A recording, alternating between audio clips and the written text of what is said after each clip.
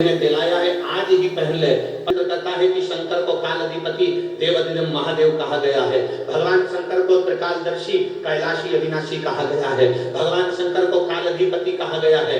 शिव तत्व कहता है भगवान शंकर ने काल की रचना करी, भगवान शंकर ने समय की रचना करी, भगवान शंकर ने घड़ी पल की रचना करी, भगवान शंकर ने तिथि महीने की रचना करी। भगवान शंकर ने जब काल चक्र बनाया तो शंकर भगवान ने कहा इस काल चक्र को समझना जरूरी है।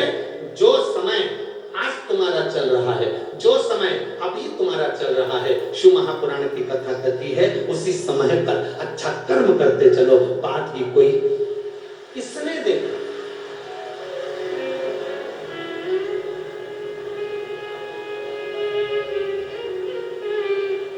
आपके इधर पे वो भजन है, यही हापुड़ के आसपास का वो भजन है, बुढ़ापा किसने।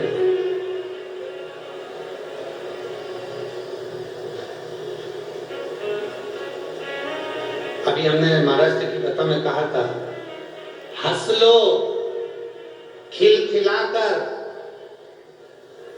हंस लो खिलखिलाकर, नहीं तो दांत निकलेंगे हिल हिलाकर, ये सब निकल जाएंगे। अभी तो मौका है, अभी कुछ घटा वटा नहीं है। शरीर चले, हाथ पैर चले, तब तक मेरे शंकर के मंदिर जाते रहो। शरीर चले, हाथ पैर चले, तब तक तीर्थ जाते रहो।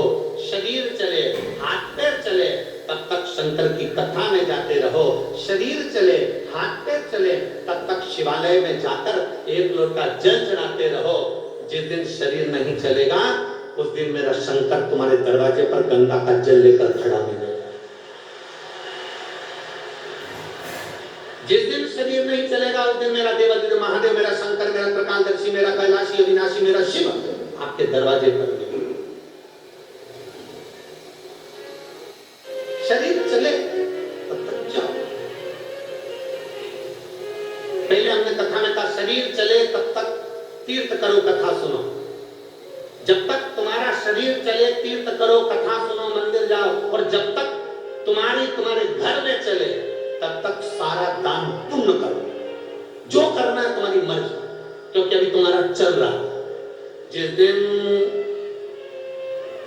बहू बेटे की चलना चालू हो जाएगी उस दिन कथा में किसी को एक पानी का पाउच भी नहीं पिला पाओगे। इसलिए घर के लोग कहेंगे मम्मी इतना सारा पानी कौन लेकर जाएगा, सिर पे पानी की बोतल कौन उठा कर ले जाएगा। अरे बेटा कथा चल रही है, हमने सुना है कथा में अगर किसी को एक जरा सा पानी भी पिलाया जाए तो उसका पुण्य है।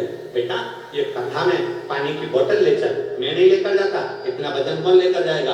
आधा किलोमीटर दूर पार्किंग है, वहां से पानी की बोतल लेकर जाऊं, सिर पे तोप कर लेकर जाऊं, कोई लेकर नहीं जाएगा। इसलिए शिव महापुराण की कथा कहती है मेरी जीजियों और मेरे जीजाओं, मेरी बेटियों, मेरे बेटाओं, मेरी माताओं, मेरी बहन, मेरी बेटियों, आपसे निवेदन है शरीर चल रहा है तो बन सके जितना इस 5 दिन की शिव पुराण में उतना पुण्य बटोरते चलना, भगवान का भजन बटोरते चलना। फिर मिले ना, फिर प्राप्त हो ना, किसने देखा, किसने कहा।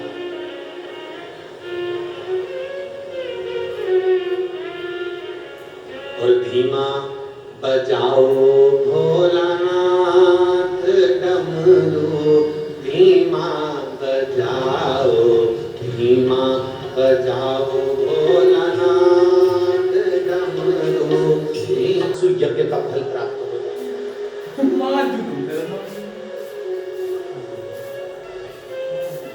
अश्वमेध यज्ञ और राजस्व यज्ञ का फल प्राप्त हो जाए।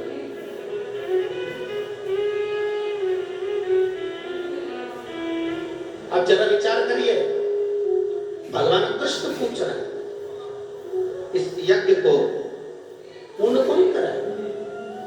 बिना शंकर का अगर कोई भक्त नहीं मिला, शिव का कोई भक्त, कोई ऋषिवर, कोई गुरुवर, शिव भक्त मिल जाए तो वो यज्ञ पूर्ण करा। इस यज्ञ को पूर्ण कोई शंकर का भक्त ही करा सकता। शिव भक्त एक पत्र है,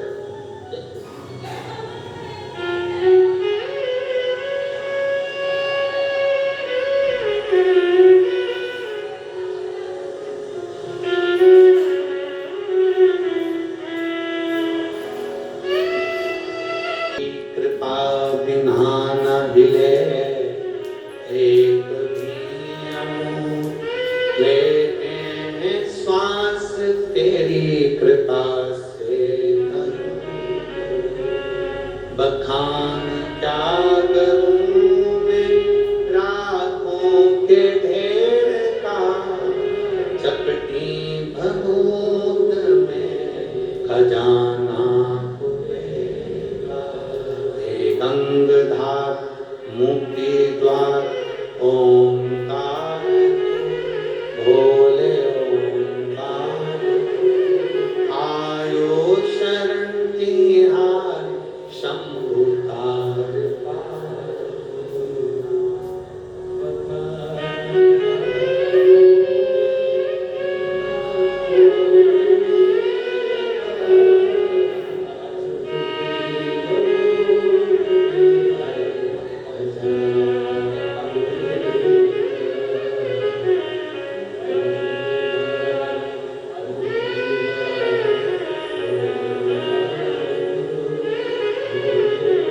शिव तत्व की प्राप्ति एक विश्वास भगवान कृष्ण ने कर दिया कि इस यज्ञ को, राजसु यज्ञ जो तुम कर रहे हो उसको पूरा कौन करा है, पूर्ण कौन करा है?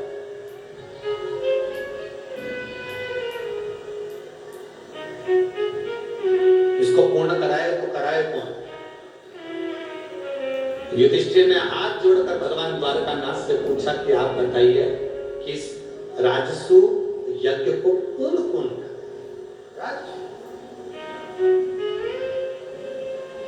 भगवान द्वारकानाथ ने कहा कि शंकर भगवान के एक बड़े अविरल भक्त हैं, शिव के एक भक्त हैं जिनका नाम पुरुष मृगा है।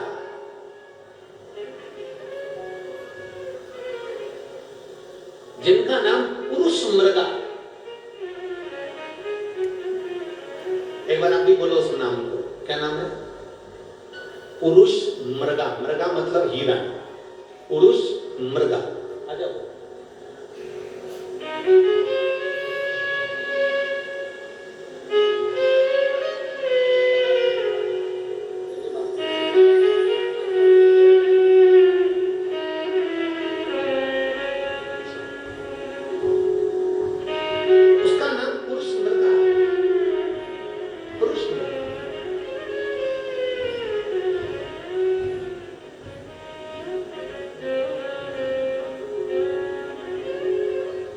भगवान द्वारकानाथ ने कहा ये शंकर भगवान का वो भक्त है जो संसार के जितने शिवलिंग है उन शिवलिंगों की आराधना बैठ कर करता है। ये कोई साधारण मनुष्य नहीं है, इनका नाम ऋषि पुरुष मृगा। ऋषि पुरुष मृगा, ये ऋषि हैं।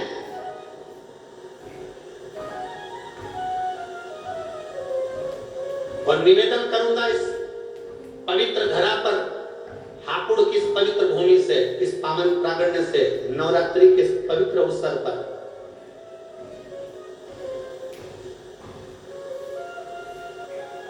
जितने बेटे बेटियां कंपटीशन एग्जाम में बैठ रहे हैं, जितने बच्चे कंपटीशन एग्जाम की तैयारी कर रहे हैं, हमने पहले भी कथा में कहा उन बच्चों के लिए कि भरपूर मेहनत करो। जितनी मेहनत तुमने आज करी है इससे 4 गुनी ज्यादा मेहनत तुम करो।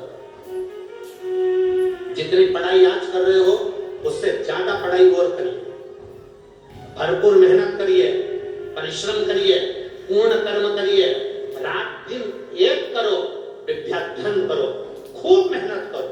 और कंपटीशन एग्जाम की तैयारी करने के बाद आप किसी एग्जाम में बैठने के लिए जा रहे हो तो एक लोटा जल, उसमें थोड़ा सा लाल चंदन उस जल के पात्र के मुख पर, कलश जो होता है ना, जल का पात्र जो होता है, उसका जो मुख होता है ऊपर, उसके मुख पर लाल चंदन लगा लीजिए और पुरुष मृगा ऋषि का नाम लेकर, पुरुष मृगा ऋषि का नाम लेकर लाल चंदन लगे हुए स्थान से ही बाबा देवज्ञ महादेव को अगर वो जल समर्पित करा जाए तो ऐसा कोई बेटा बेटी नहीं जो कंपटीशन एग्जाम में निकले।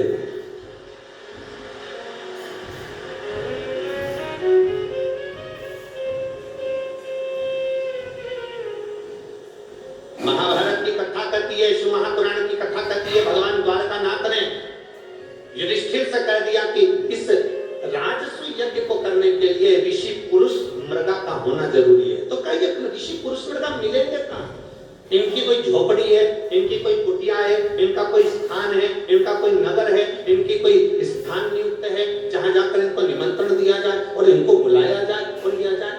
तो कह दिया भगवान द्वारकानाथ ने, हम भी नहीं जानते कि शंकर के भक्त ऋषि पुरुष मृगा कहाँ रहते हैं, बस इतना मालूम है कि वो शिव के भक्त हैं। एक बार अगर ऋषि पुरुष मृगा का दर्शन ही हो जाए तो जीवन सिद्ध हो जाए, जीवन सिद्ध। भारत की भूमि के ये वो ऋषि थे जिनका मुख पुरुष की तरह था, जिनकी आधा धड़, छाती तक का शरीर, वक्षस्थल तक का शरीर पुरुष का था और वक्षस्थल से नीचे का बाकी का शरीर मृग का था। हिरण का शरीर था आधा शरीर तो पुरुष का था और आधा शरीर हिरण का था। ऐसे ऋषि पुरुष मृगा थे, पुरुष मृगा। भगवान द्वारकानाथ ने कहा हम नहीं जानते कि ये पुरुष मृगा कहां मिलेंगे, परंतु एक बात है, इनको लेने के लिए भीम को भेज दिया जाए। भीम जाए, भीम ने अपनी गदा उठाकर हां भरी, मैं ऋषि पुरुष मृगा को लेने के लिए जाऊंगा, मैं ऋषि पुरुष मृगा को लेने के लिए जाऊंगा। और आतुरता में भीम आगे बढ़ने लगे। इतने में द्वारकाधीश ने कहा रुक जा, ए भीम रुक जरा, जिस पुरुष मृगा को तू लेने के लिए जा रहा है, ये पुरुष मृगा कोई साधारण ऋषि नहीं है। अगर मान ले तूने थोड़ी सी भी गलती कर दी तो ये पुरुष मृगा तुझे खा जाएगा। ये वो ऋषि है जो तुझे एक क्षण के अंदर निकल जाएगा। तेरी थोड़ी सी गलती हुई ना तो ये पुरुष मृगा तुझे निकल जाएगा, थोड़ी सी गलती। इतने में भीम ने कहा द्वारकानाथ से, आप मुझे जानते नहीं हो द्वारकाधीश, क्या आप मुझे पहचानते नहीं हो? मेरे में केवल शरीर का बल नहीं, बुद्धि का बल भी मुझ में है। मुझ में केवल शरीर का बल नहीं, मुझ में बुद्धि का बल नहीं। भगवान द्वारकानाथ ने कहा आगे तेरी मर्जी, पर याद रखना भीम, जरा सी चूक हुई, जरा सी गलती हुई तो ऋषि पुरुष मृगा तुझे निकल जाएंगे। भीम ने कहा चिंता मत करो, मैं लेने के लिए जाता हूं। भीम उठे, उत्तर दक्षिण पूरा पश्चिम ढूंढने के लिए चल दिए पुरुष मृगा। पुरुष मृगा को ढूंढते ढूंढते भीम थक कर एक जगह पर बैठे थे। तभी उन्होंने देखा कि एक बानर, एक बंदर बैठा हुआ है, एक बानर बैठा। भीम ने आवाज लगाकर कहा तुम कौन हो? बानर के रूप में श्री हनुमान जी महाराज कहते हैं, भीम तुम मुझे पहचाने नहीं, मैं भगवान राम जी के चरणों का दास हनुमान हूं। मैं भगवान राम जी के चरणों का दास हनुमान हूं, तुम मुझे पहचाने नहीं। भीम ने कहा हनुमान जी महाराज से, महाराज जी मैं तुम्हें पहचान नहीं पाया। भीम तुम थोड़े बेचैन से दिख रहे हो। भीम तुम्हारे चेहरे पर थोड़ी बेचैनी दिख रही है, तुम थोड़े बेचैन से नजर आ रहे हो, तुम्हारे चेहरे पर थोड़ी बेचैनी दिख रही है। क्या बात है भीम? भीम ने कहा मैं आपको क्यों बताऊं कि मुझे बेचैनी क्या है, मैं आपको क्यों बताऊं कि मुझे कष्ट क्या है, मैं आपको क्यों बताऊं कि मुझे तकलीफ क्या है। भीम ने बताना नहीं चाहा। भीम बैठ गए, सुस्ता रहे थे, बहुत सुस्ताते आखिरी में हनुमान जी महाराज ने भीम को दूर बैठे हुए कहा, भीम मुझे मालूम है तुम कहां जा रहे हो। भीम ने पूछा बताओ कहां जा रहा हूं। हनुमान जी महाराज ने कहा तुम शिव जी के भक्त ऋषि पुरुष मृगा को लेने के लिए जा रहे हो। भीम ने कहा आपको कैसे मालूम पड़ा कि मैं पुरुष मृगा को लेने के लिए जा रहा हूं। हनुमान जी बोले जो पुरुष मृगा शिव का भक्त है उसी तरह मैं भी शंकर भगवान का एक अंश हूं, इसलिए मैं हनुमान हूं। मैं हनुमान,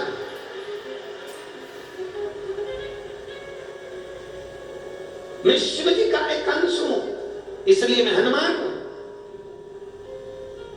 भीम ने हाथ जोड़कर कहा आप जानते हो मैं क्यों जा रहा हूं? मैं सब जानता हूं, मैं सब जानता हूं। क्यों जा रहे हो, किस लिए जा रहे हो? तब भीम ने कहा तो ये बताओ कि ऋषि पुरुष मृगा कहां मिलेंगे? भगवान श्री हनुमान जी महाराज ने कहा तुम ढूंढते रहो, एक न एक दिन तुम्हें पुरुष मृगा मिल जरूर जाएंगे।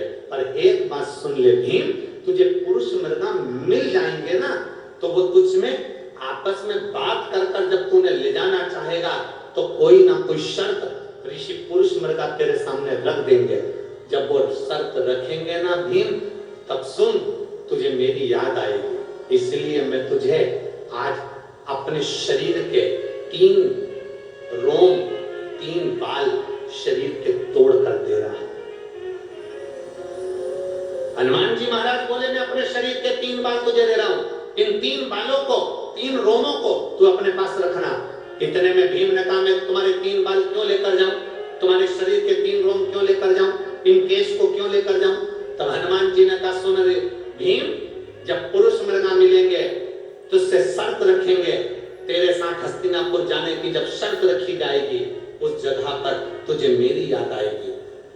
ऋषि पुरुष मृगा जब तुझसे शर्त रखेंगे, ऋषि पुरुष मृगा को रोकने के लिए मेरे शरीर का एक बाल जब तू जमीन पर पटकेगा उससे 1000 शिवलिंग उत्पन्न हो जाएंगे। दूसरा रोम पटकेगा उससे 1,00,000 शिवलिंग उत्पन्न हो जाएंगे। तीसरा रोम जब तू पटकेगा उससे 1 करोड़ शिवलिंग उत्पन्न हो जाएंगे। मेरे हनुमान जी महाराज ने कहा भीम जब तू पुरुष मृगा से संकल्प लेगा, कुछ शर्त रखेगा, मेरे शरीर के ये शिवलिंग प्रकट करेंगे। और सुन भीम, पुरुष मृगा की एक आदत है, जितने शंकर के शिवलिंग मिलते हैं उतने शिवलिंग की वो स्नान करके पूजन करता है तब आगे बढ़ता है। अब तू सोच 1 रोम से कितने शिवलिंग है, जम के बोलो जरा। 1000। दूसरे रोम से 1,00,000, तीसरे रोम से 1 करोड़। अब पुरुष मृगा एक शिवलिंग की पूजन करेगा तब जाकर कहीं आगे बढ़ेगा। उस जगह पर मेरे ये 3 रोम तेरे काम आएंगे। हनुमान जी ने अपने 3 रोम तोड़कर 3 बाल तोड़कर भीम को दे दिए। भीम ने वो बाल संभाल कर रखे, पुरुष मृगा को ढूंढते ढूंढते आगे बढ़े तो ऋषि पुरुष मृगा मिल गए। पुरुष मृगा के हाथ जोड़कर निवेदन करा, जिस समय पर पुरुष मृगा शंकर की आराधना में लगे हुए थे, शिव की स्तुति में लगे हुए। ओम नमः